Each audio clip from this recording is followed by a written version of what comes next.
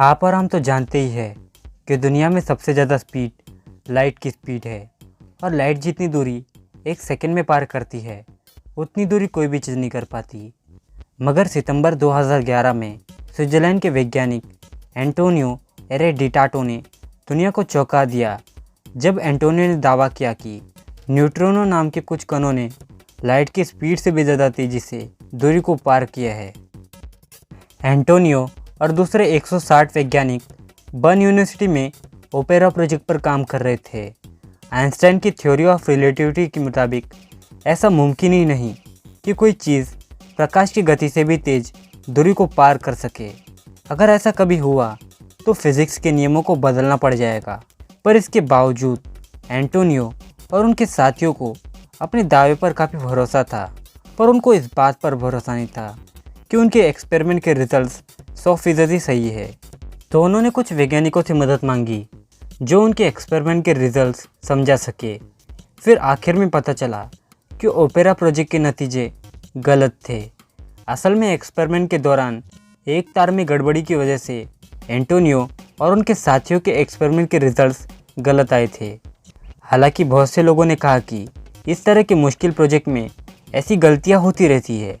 फिर भी जब इस एक्सपेरिमेंट के रिजल्ट्स गलत होने की बात सामने आई तो एंटोनियो को इस्तीफ़ा देना पड़ा। पर सवाल ये उठता है, क्या सच में दुनिया में ऐसी कोई चीज़ नहीं जो लाइट की स्पीड को छू भी सके? वैक्यूम में लाइट की स्पीड 2,99,792.498 किलोमीटर प्रति सेकंड होती है, मतलब 3 लाख किलोमीटर प्रति सेकंड। सूरज और धरती में करीब 15 करोड़ किलोमीटर का अंतर है। फिर भी सूरज की रोशनी को धरती तक पहुंचने में सिर्फ 8 मिनट 20 सेकंड लगते हैं। क्या इंसान ने बनाई हुई कोई भी चीज़ इस रफ्तार को छू पाई है? अब तक इंसान ने बनाई हुई सबसे तेज़ रफ्तार से चलने वाली मशीन न्यू होराइजन स्पेसक्राफ्ट है। इसकी रफ्तार 16 किलोमीटर प्रति सेकंड है। अब आपके मन में सवाल आता होगा, कहाँ 3 लाख किलोमीटर प्रति सेकंड और कहाँ 16 किलोमीटर प्रति सेकंड? कोई मुकाबला ही नहीं। पर इसके बावजूद इंसान ने ऐसे कुछ पार्टिकल बनाए हैं जो काफ़ी तेज़ी से चलते हैं। जैसे 60 के दशक में मैसाचुसेट्स इंस्टीट्यूट ऑफ टेक्नोलॉजी के वैज्ञानिक विलियम बतोजे ने कुछ इलेक्ट्रॉन को तेज़ रफ्तार देने में कामयाबी पाई थी। वैसे आप में से ज़्यादातर लोग ये सोचते होंगे कि किसी चीज़ को रफ्तार देने के लिए उस पर जोर लगाना पड़ता है, पर यकीन मानिए बात इससे बिल्कुल अलग है। बर्तोजी के एक्सपेरिमेंट में भी यही पता चला कि ज़रा सी भी रफ्तार बढ़ाने के लिए इलेक्ट्रॉन पर बहुत ऊर्जा खर्च करनी पड़ेगी। इससे इलेक्ट्रॉन की रफ्तार लाइट की रफ्तार के करीब पहुंच जाएगी, पर उसके बराबर कभी नहीं। वैसे लाइट फोटॉन से बनती है जो इलेक्ट्रॉन के मुकाबले ज़्यादा तेज़ रफ्तार से चल सकती है। आखिर इलेक्ट्रॉन ऐसी रफ्तार तक क्यों नहीं पहुंच पाते? मेलबर्न यूनिवर्सिटी के वैज्ञानिक रोजर रसूल इसका कारण बताते हैं। वो कहते हैं कि जैसे जैसे किसी चीज़ की रफ्तार बढ़ती जाती है उसके साथ उसका वजन भी बढ़ता जाता है। इस वजह से कोई भी चीज़ लाइट की स्पीड तक नहीं पहुंच पाती। वही दूसरी ओर फोटॉन्स का कोई वजन नहीं होता। अगर इसमें कोई वजन होता तो ये भी 3 लाख किलोमीटर प्रति सेकंड की रफ्तार से नहीं चल पाता। फोटॉन्स की एक और खूबी होती है, उन्हें चलने के लिए रफ्तार पैदा करने की ज़रूरत ही नहीं पड़ती। जैसे ही फोटॉन्स बनते हैं वैसे ही वो अपनी पूरी रफ्तार पर पहुंच जाते हैं। वैसे लाइट तो एक एनर्जी है, मगर ये फोटॉन से बनी हुई एनर्जी है। कई बार ये भी अपनी औसत रफ्तार से कम रफ्तार से चलती है। वैसे कुछ इंटरनेट के इंजीनियर ये दावा करते हैं कि ऑप्टिकल फाइबर में लाइट की स्पीड से डाटा चलता है, मगर सच ये है कि इन ऑप्टिकल फाइबर में लाइट की स्पीड ही 40% कम हो जाती है। आमतौर पर लाइट की स्पीड एक जैसी ही होती है, मगर किसी आईने से निकलती हुई फोटॉन्स लाइट की स्पीड को कम कर देते हैं। फिर भी ज़्यादातर लाइट की स्पीड 3 लाख किलोमीटर प्रति सेकंड ही होती है। ऐसा क्यों ज़रूरी है कि लाइट की स्पीड इतनी तेज़ है और वाकई लाइट की स्पीड सबसे ज़्यादा तेज़ है? इसके पीछे अल्बर्ट आइंस्टाइन की थ्योरी ऑफ रिलेटिविटी कहती है कि आप चाहे कहीं भी रहो, किसी भी रफ्तार से चलो, लाइट की स्पीड वही रहती है। वैसे कुछ एक्सपेरिमेंट में लाइट की स्पीड में फ़र्क साबित किया गया है। इसके बावजूद आइंस्टाइन की थ्योरी पर भरोसा करना ही अक्लमंदी होगी, क्योंकि लाइट का कोई अपना वजन नहीं होता, तो इस वजह से लाइट पर किसी भारी वजन का भी असर नहीं होता।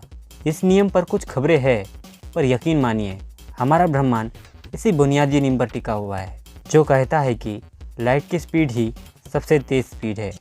अब हम उन खबरों की बात करते हैं जो आइंस्टाइन की थ्योरी को चुनौती देते हैं। पहली बात, ये सच है कि अब तक कोई भी चीज़ लाइट की स्पीड तक नहीं पहुंच सकी है, लेकिन ये मानना भी गलत नहीं कि कुछ खास हालातों में ऐसा हो सकता है। आकाशगंगा को ही ले लीजिए, इसमें कई सारे ब्रह्मांड हैं जो एक दूसरे से दूर होते जा रहे हैं, वो भी लाइट की स्पीड से ज़्यादा स्पीड में। इसी तरह अगर दो वैज्ञानिक अलग अलग फोटोन की रफ्तार नाप रहे हो तो दोनों के नतीजे लगभग एक जैसे ही आएंगे। तो अगर हम इन दोनों के नतीजों की स्पीड को मिला दें तो जो हमें रफ्तार मिलेगी वो लाइट की रफ्तार से भी ज़्यादा होगी। तो इसका मतलब ये है कि दोनों ने एक मैसेज को लाइट की स्पीड से भी ज़्यादा तेज़ी से भेजा है। तो इस जगह आइंस्टाइन की थ्योरी ऑफ रिलेटिविटी गलत साबित होती है। एक और तरीका है जिससे हम लाइट की स्पीड से भी ज़्यादा स्पीड हासिल करके कहीं भी जा सकते हैं। इसे हम ब्रह्मांड के एक हिस्से से दूसरे हिस्से में जाने का शॉर्टकट कह सकते हैं। ऐसा हम समय और दूरी के नियमों को झांसा देकर कर सकते हैं। अमेरिका की टेक्सास की बेनाल यूनिवर्सिटी के साइंटिस्ट गेराल्ड बी क्लीवर ऐसा एक एक्सपीरियंस करने का दावा किया था। क्लीवर ने कहा था कि हम आगे चलकर ऐसी मशीन बना सकते हैं जो लाइट की स्पीड से चलेगी, पर ये कैसे होगा ये वो भी नहीं बता पाए। मतलब कि कुल मिलाकर लाइट की स्पीड से कहीं भी जाने का सपना अभी के लिए सपना ही है। हालांकि इसमें निराश होने की कोई बात नहीं। लाइट सिर्फ लाइट नहीं बल्कि radio waves, ultraviolet rays, x-ray, gamma ray, ये सब के सब लाइट के तो हिस्से हैं। इन सब में फ़र्क सिर्फ एनर्जी का होता है। अगर हम रेडियो वेव्स या इंटरनेट की रेस की बात करें तो इन्हें इंसान ने ही तो बनाया है। इनकी मदद से हमने लाइट की स्पीड को भी हासिल किया है। साइंटिस्ट कहते हैं कि लाइट एक मैसेंजर है जो ब्रह्मांड के एक हिस्से से दूसरे हिस्से में मैसेज को ले जाता है। उदाहरण के लिए हम मोबाइल फ़ोन को ले सकते हैं। जैसे मोबाइल से निकलने वाली फोटोन आपको किसी से भी बात करने में मदद करती है, उसी तरह ये तो धरती पर ज़िंदगी का ज़रिया है। आप कहीं भी रहो, लाइट की स्पीड तो एक जैसी ही रहेगी। इसी के साथ आज का वीडियो ख़त्म हुआ। देखने के लिए शुक्रिया दोस्तों।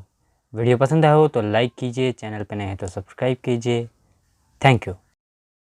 What just happened?